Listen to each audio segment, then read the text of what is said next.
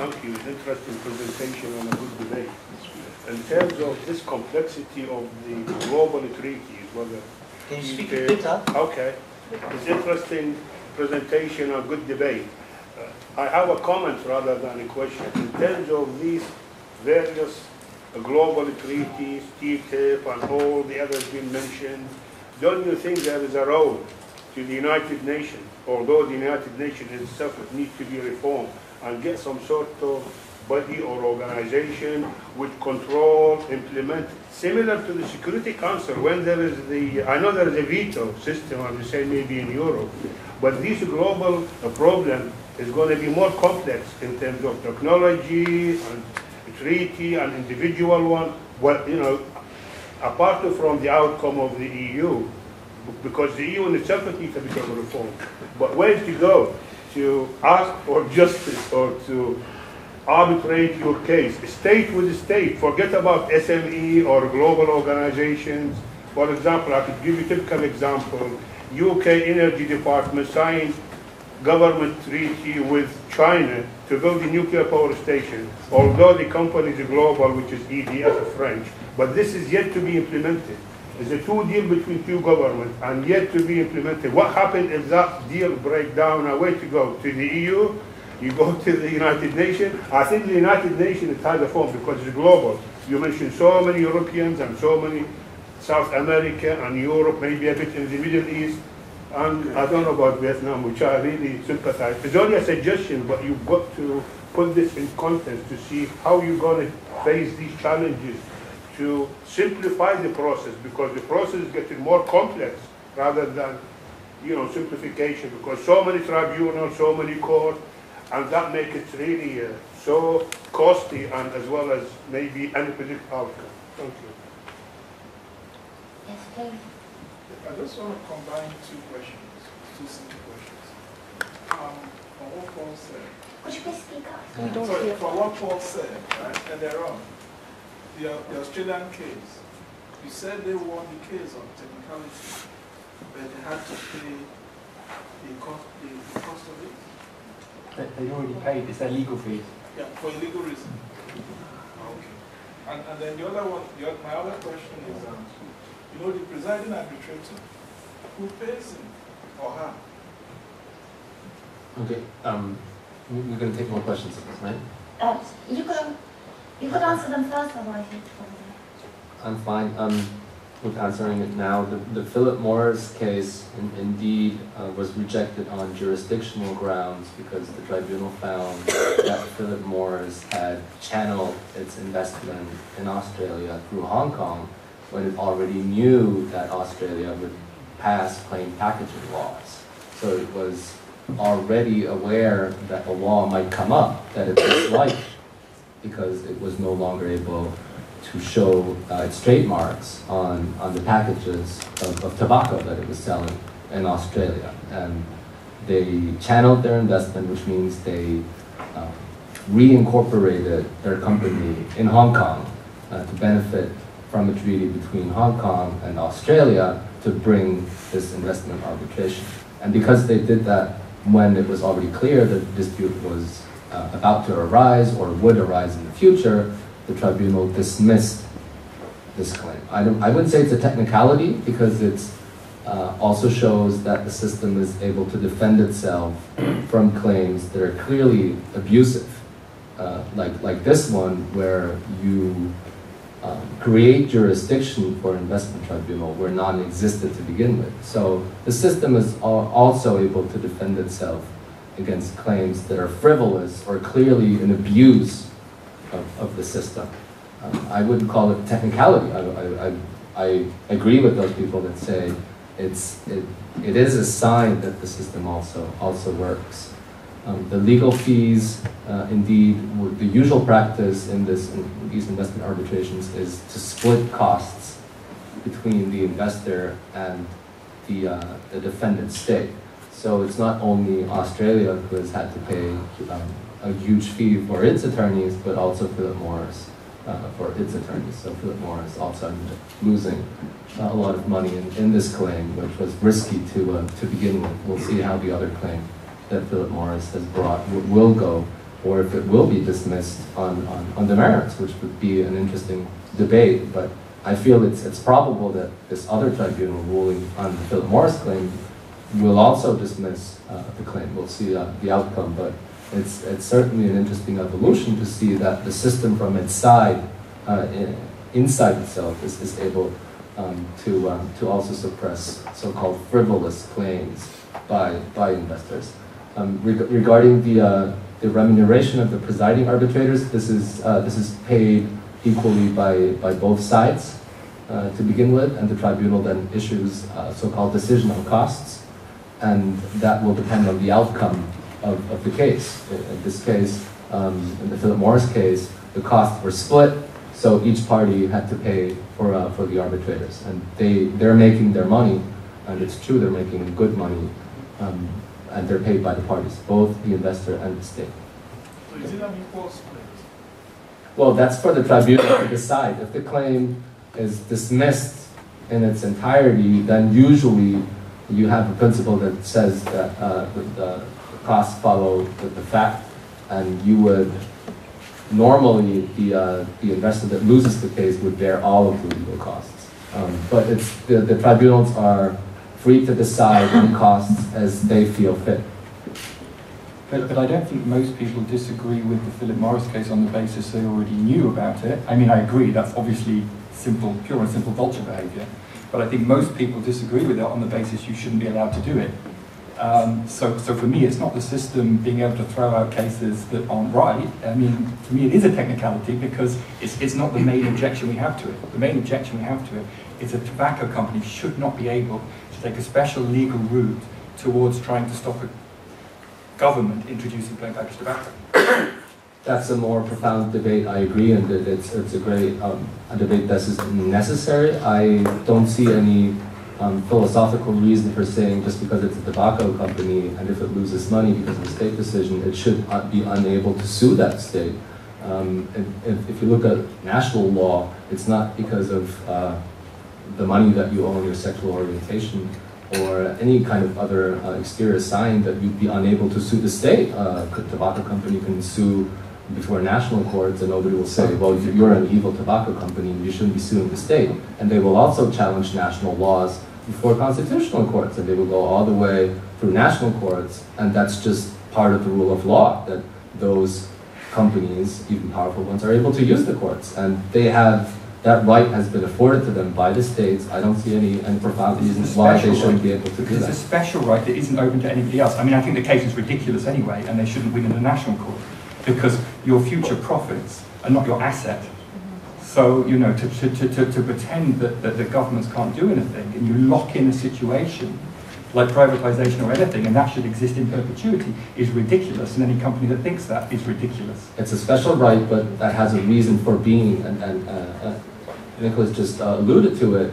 Those investors investing abroad, they take a huge risk. That's what capitalism is all about. Yes, they take a risk and they want to protect themselves against that risk, and they do it through various means. They do pre-investment analysis. They subscribe insurances for their investments. They go through national courts, and yes, if it makes sense, they will use investment arbitration.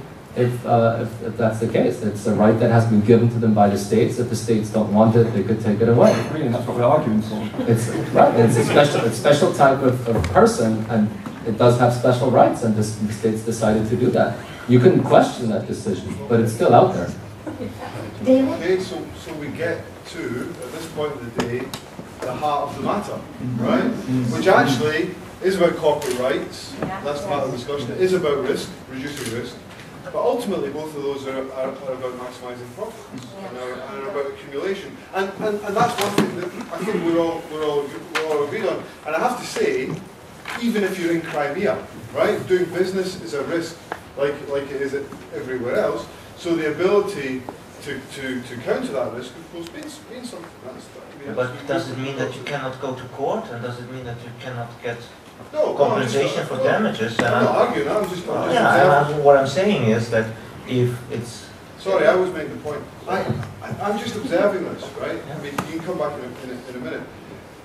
Because there's another point in all of this, which is I'm sitting wondering why, and I'm really not going to pick on you, Nikos, because I think you're really brave to come here and articulate the position and actually bring out some issues into the open, and also to Paul, and I think we should kind of appreciate that. But I'm wondering why, working for a small investment company, you're negotiating bilateral trade treaties, and why Nick isn't, right? That's almost a rhetorical question, but it's a kind of real question as well. Why are you in the position that you were in? I was before. Nick's I was before, I was at the ministry.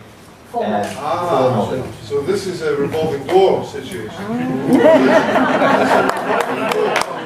In which Nick has not been able to get into, or anyone else from the NGOs that you're saying have dominated.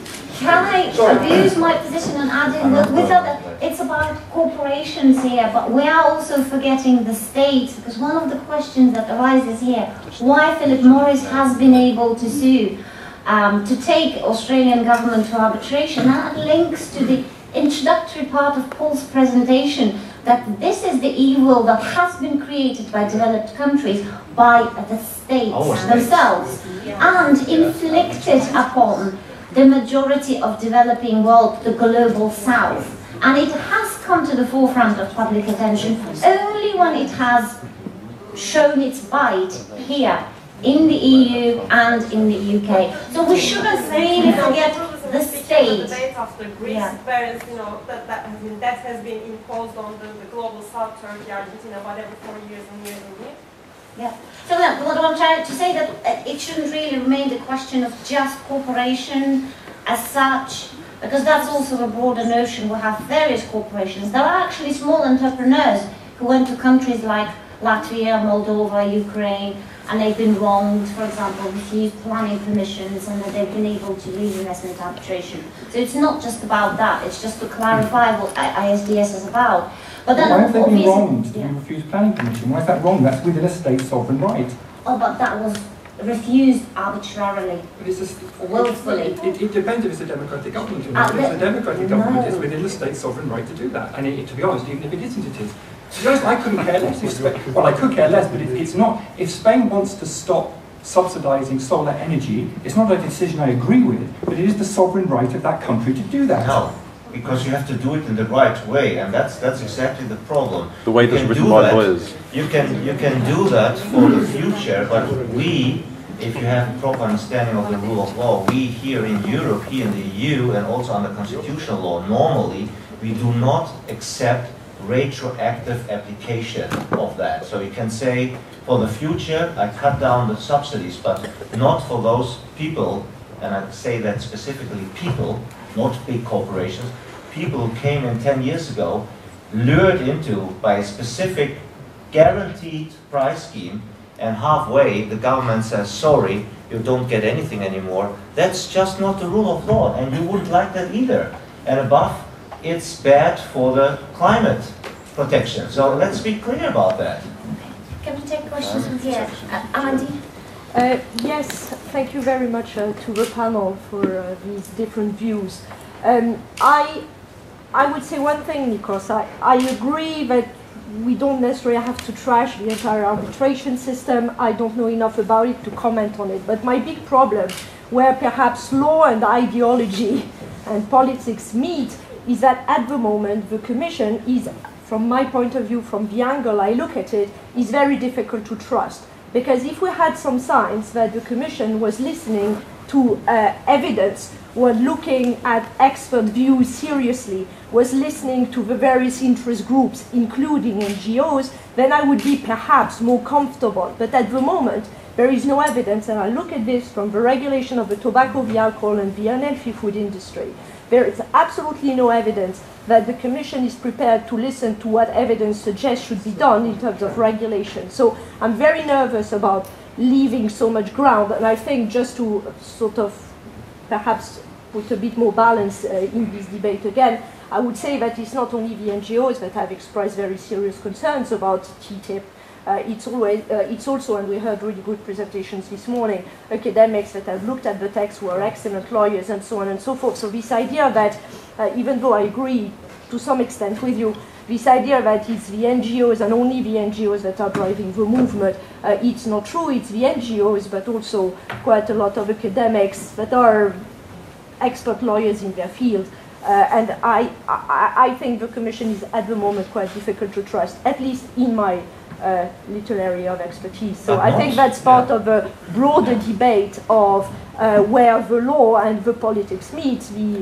The way the Commission is developing what will end up in the legal text, however complex it may be, is likely to be not particularly representative of our interests. I don't know about the regulatory side enough. Because I haven't looked into that sufficiently, but I think, as Paul also alluded, when you really seriously look at the changes that this ICS proposal brings compared to the normal investment arbitration, I know a lot of people call it tinkering around.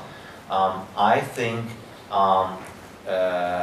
it is a huge change. It's a clear break, actually. It's a clear break, and actually it is such a fundamental break that it has become now so pro-state biased that I could never ever advise any client to use the system.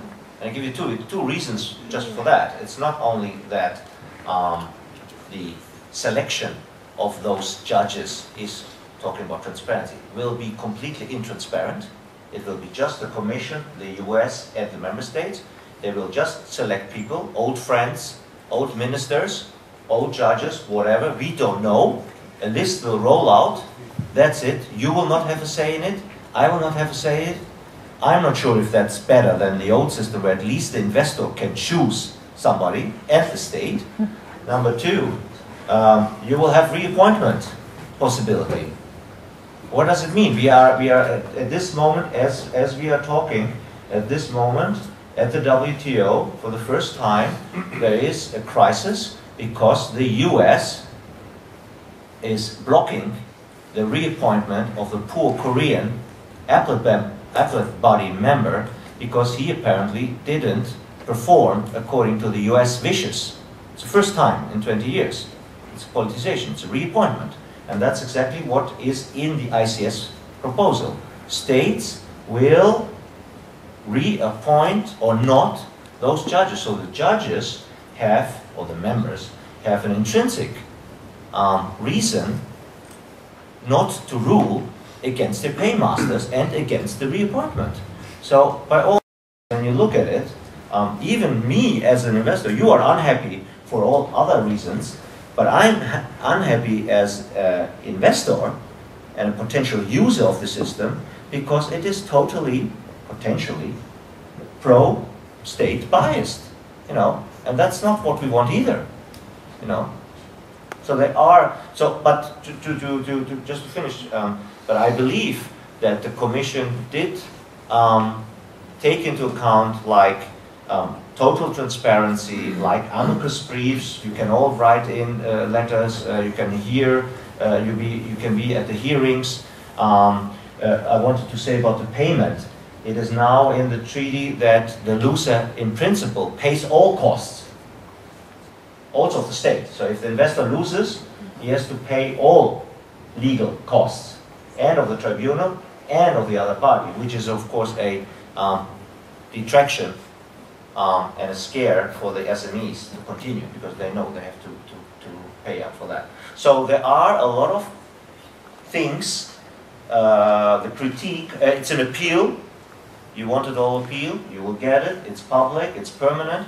So I think you do not justice to say, at least with regard to the investment arbitration, that the Commission didn't go out boldly and really, which to the gentleman, to go back to him, is the idea of being a nucleus for a multilateral system.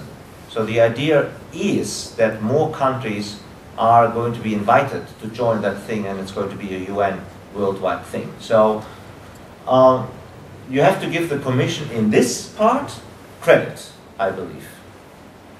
I think my point was slightly broader, the disconnect between the Commission. However, you can write amicus curiae, how many people will be able to really, in this complexity, write amicus curiae.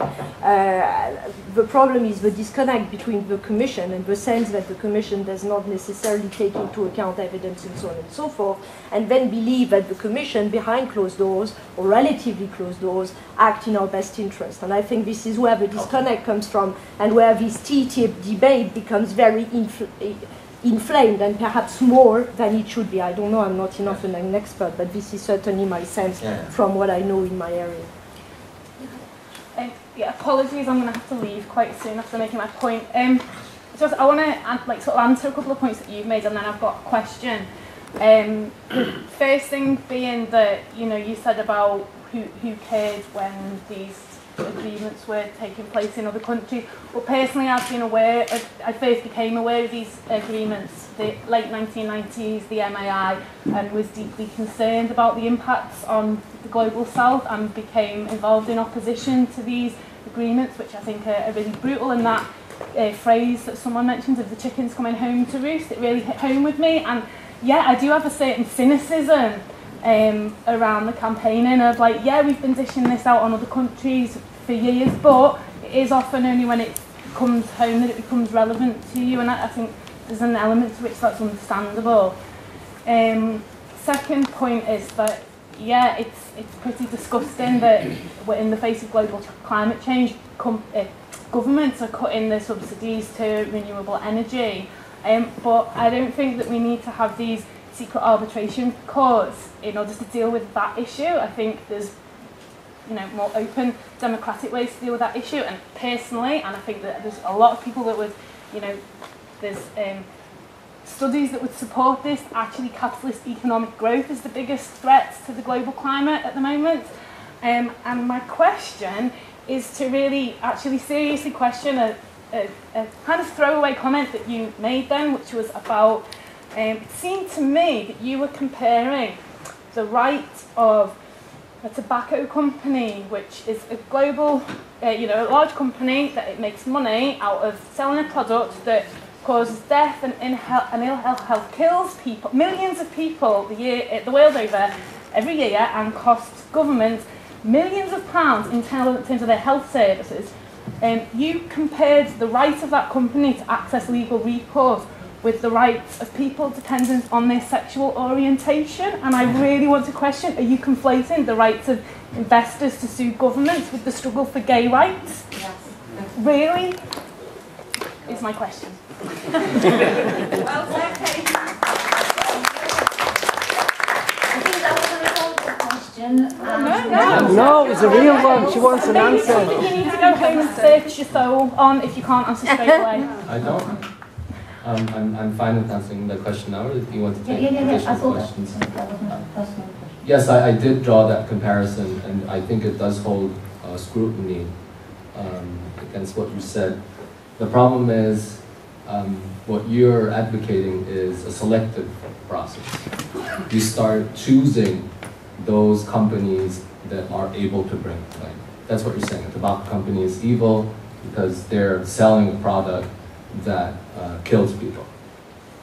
That's your basis point, right? Because the product that they're selling is evil. I think I'd reject the whole thing in its entirety, regardless of the companies, because... Oh, then it's a different topic. If it's every company, then that's up for the state to decide. The state can withdraw that right at any moment it feels fit, as long as it respects the procedure for doing that under the existing treaty. So the state has the possibility to do that, and several states have withdrawn their consent to investment arbitration in the past. Will this lead to the result that they've expected? I don't think so. Companies right now are extremely worried about going into Venezuela. Venezuela has terminated its investment treaties. Venezuela has adopted a stance that is fully against investment arbitration. Quite right too. No big companies. The solidarity with the government of Venezuela for doing that, and for all the regulation it's brought on big business. It's made its people less poor, it's reduced inequality, it means that everyone has access to education and healthcare, and it's done a fantastic job. And all countries should be following its lead.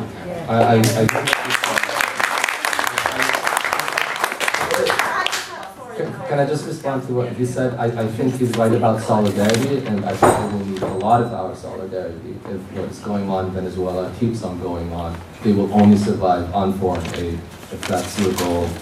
No, it's not my goal. I would like international capital to stop destabilising the government of Venezuela, which is exactly what they've been doing in conjunction with the US government. Right. Global I think this is sanity. Global economic opportunity. And can I just say something?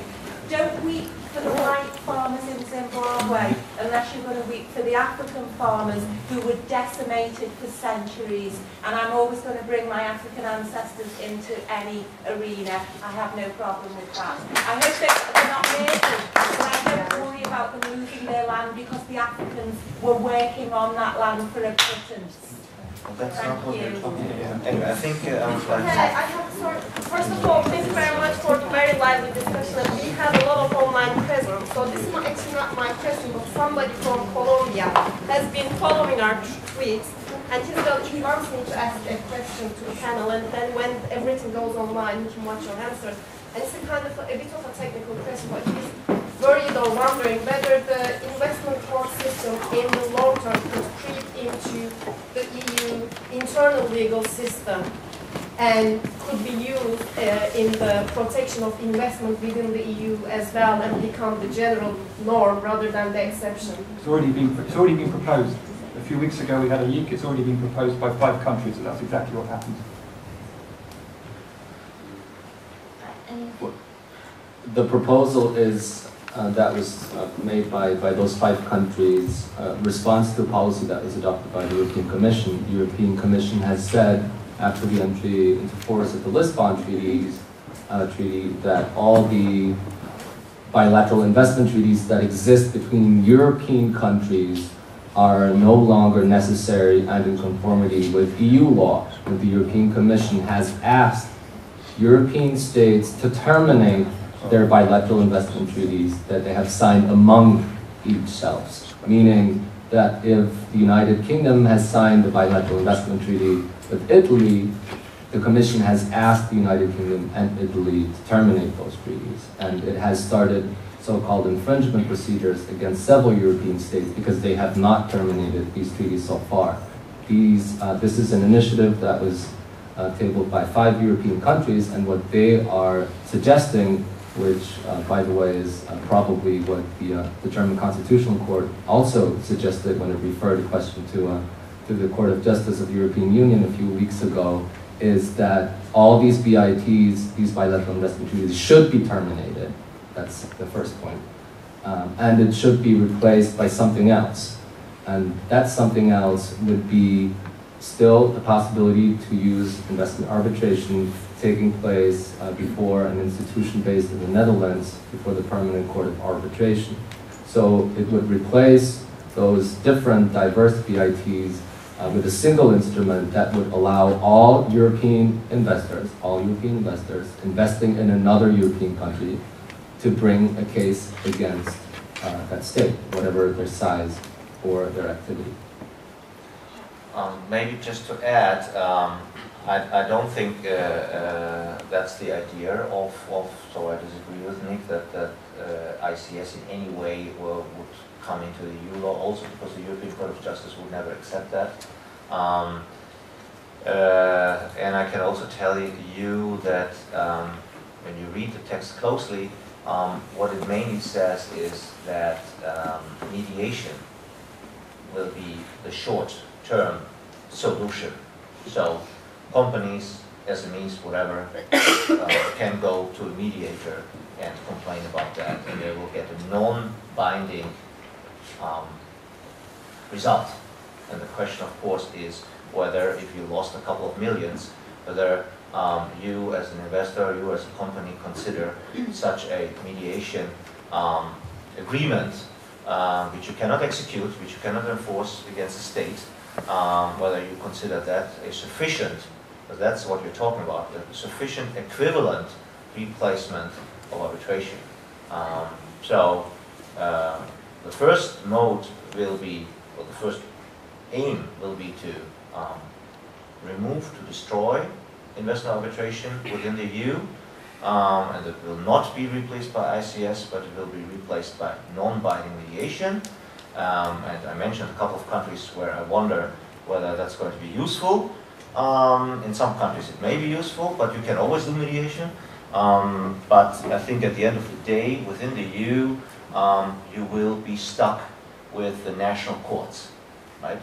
And everybody can decide for himself or herself whether you really would like to start proceedings before a Greek court or an Italian court or a Bulgarian or Romanian court. I'm just impolite by mentioning the names of the countries so that you know what I'm talking about.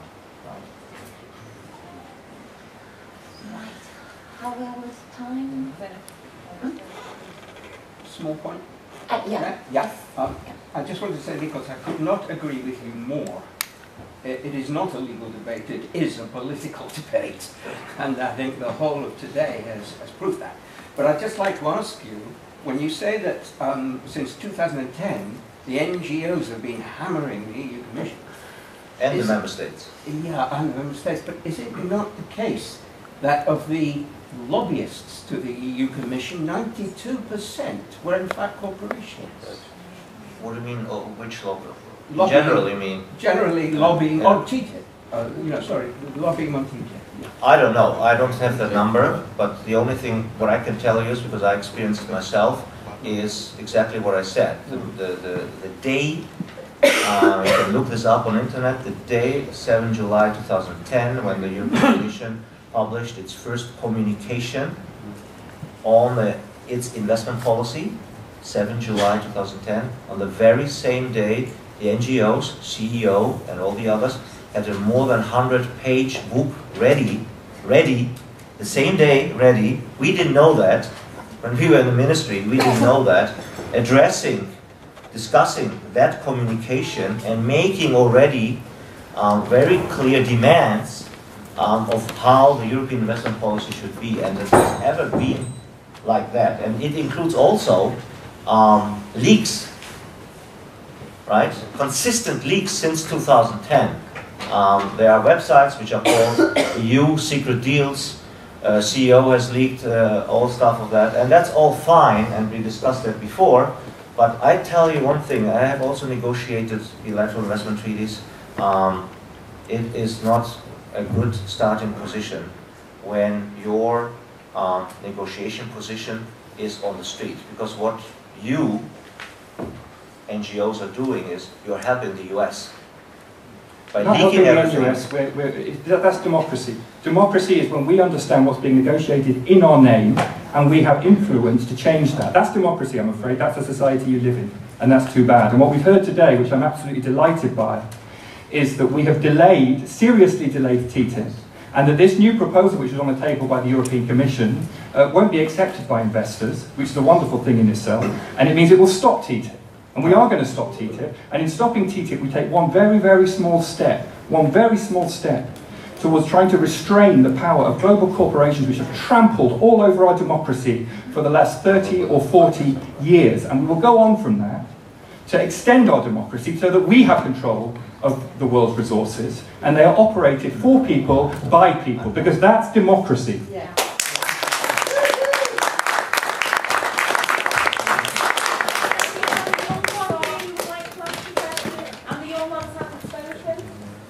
Well, we have the later. I think four. No, young boys is very good.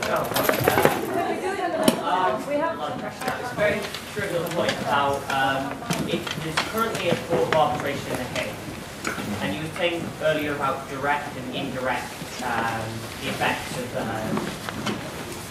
governments taking money from businesses directly or indirectly. So is the court of arbitration in The Hague therefore just the direct arbitration, so taking the physical assets and such like? So that if that already exists, could that not just be extended to the situations where it's indirect? And then a second question about Spain. You were saying about the tariffs, the feed-in tariffs for electricity. If they put forward a date that said we will give X amount per kilowatt hour from 2020, and then retroactively change that, what would we do if they just say we will give this amount per kilowatt hour? because that affects the legitimacy of the decision. Because if they had a fixed date that they do it and then changed it, then I wouldn't think that that would be acceptable. But if they just said, at this point, we are going to give this amount per amount of electricity, and then subsequently change that as global prices change, you'd have to assume that that wasn't acceptable. So I just a question about the Spanish thing. I don't know the exact details, but I would agree with your assessment, and that would be easy to resolve in a Spanish court. It doesn't need a special legal process to resolve that. It doesn't need additional legal mechanisms that corporations can go through. They can just go to a Spanish court. Well, I mean, very quickly, I mean, they have gone, at least the Spanish, because there are also Spanish investors, they have gone up to the Supreme Court or Constitutional Court that they have lost. They also, the first arbitration case, the foreign investors lost. But the measure it's a bit complicated. But the first round of measures was indeed very clear, a clear time span with a fixed rate that you would get per kilowatt hour and also per hours of energy, sun radiation that comes in. So there was a complicated formula, but that was fixed. And that was retroactively changed. This was just one measure. What happened is that Spain adopted a series of other measures which were resulting in the complete termination of all feed-in tariffs. And these other measures, which from an investor's perspective, we would consider even more destructive. These are still ongoing, these cases. So I'm very much hoping, actually I'm assuming that Spain will lose on some of those cases.